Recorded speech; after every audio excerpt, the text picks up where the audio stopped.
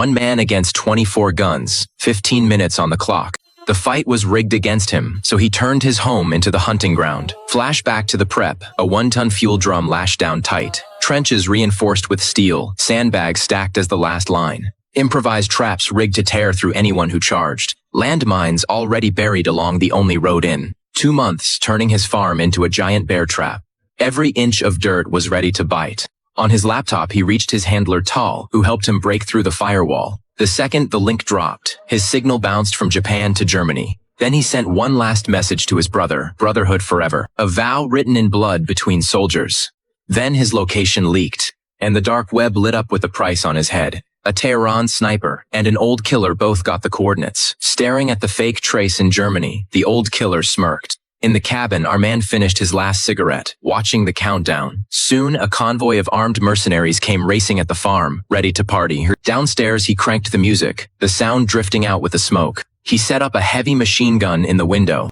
The lead truck hit a mine and flipped instantly. Then the machine gun roared, tearing the air apart. Bullets drilled through the windshields, like a power tool. As they swarmed him, he danced across the room, dumping fire. They never touched a door handle, pinned to their seats, dead. With the cabin shot to pieces, he dropped into the basement and locked it behind him. Let the metal storm rain down harder. He set hidden traps and left a faint signal as a little gift. Then he slipped through a tunnel into the dark. Soldiers flooded the cabin, hunting room to room. They had no idea he'd already crawled outside. Their screens said he was still inside the cabin. They opened a door, tripped a mine, and a fireball swallowed the cabin. A few hundred yards back, Ben watched the blaze cold. One glance at the watch, 7:35 left, but he couldn't breathe easy yet. The real hunt was just starting. The enemy split, one team charged, one covered. Quietly, he picked them off with his sniper rifle. One clean headshot, but the shot gave away his spot. An M249 opened up on his flank, pinning him flat in the dirt.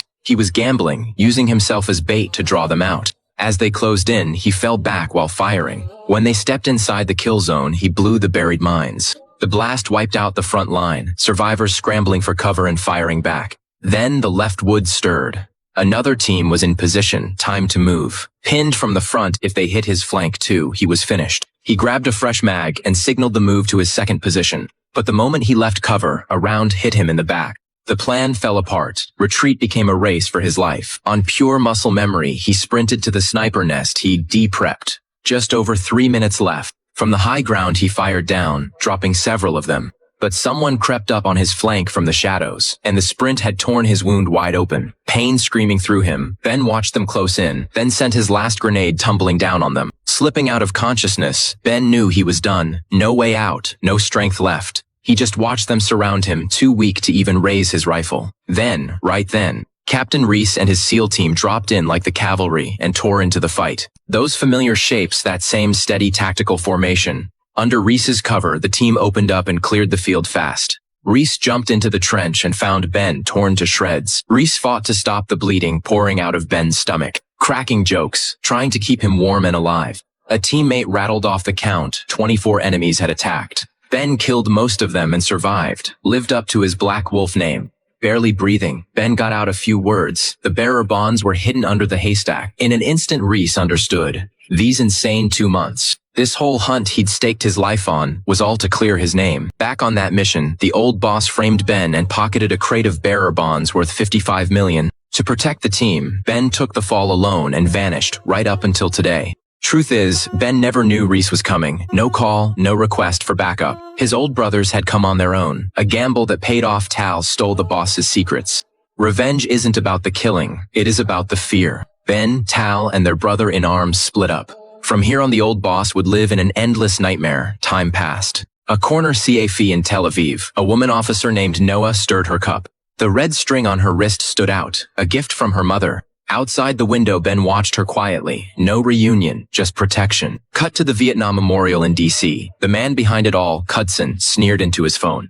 On the other end, the old boss kept demanding his bearer bonds. Cudson himself was about to become foreign minister. Clean up your own mess. Cudson hung up, killing the boss's last hope. Night fell. At an outdoor restaurant, Ben, Tal, and their brother-in-arms, Jack, sat around a table. What was spread out wasn't a menu. It was a list. 3 men they had to take down. Russian arms dealer Artem, Iran's nuclear chief Cyrus, and the old CIA boss who framed Ben. It begins Istanbul, Turkey, a steamy massage parlor thick with Artem lay face down enjoying an oil rub-down. He never heard Jack close in behind him. One cold flash of steel, and Jack ended it in silence. Artem never knew what hit him. Lights out. Tehran, Iran. Beside a soccer field, Cyrus cheered for his son. Ben rode past on a motorcycle. One brush of his hand and Cyrus's car became a death trap. A fireball shot up, gone in an instant. Winchester, Virginia. The CIA man, the old boss, finished a round of golf. He came back to his grand estate. As he walked into the dim dining room, he found Ben sitting at the bar, waiting. The two locked into a tense mental standoff. The boss poured 2 whiskeys, spinning wild political stories to defend himself. He brought up 1983. The Beirut barracks bombing that killed tons of Marines, raging about how weak the US government was. The boss's insane plan was to hand nuclear tech straight to Iran, using it as an excuse to spark a nuclear war and topple the Iranian regime for good. He called it revenge to save innocent people. Ben coldly called out the lie. The boss dropped the act, accusing Ben of doing whatever it took to kill his enemies. He even admitted trying to kill Ben in Zurich, but killing the girl Elisa by mistake. "You and I are the same," the boss roared. Ben's eyes went ice cold.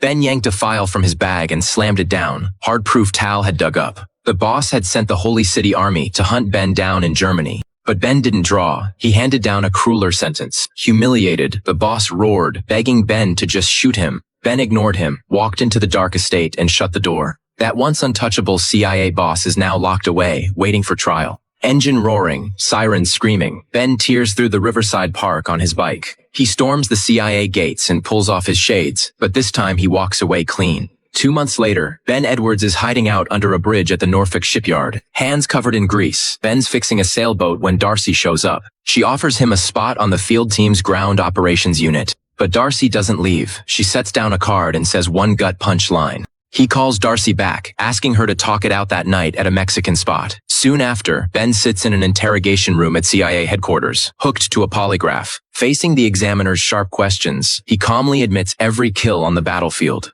Ben admits he killed, that the fight still burns in him, but he never betrayed anyone. Finally, the examiner asks him one last question. Ben stares straight ahead.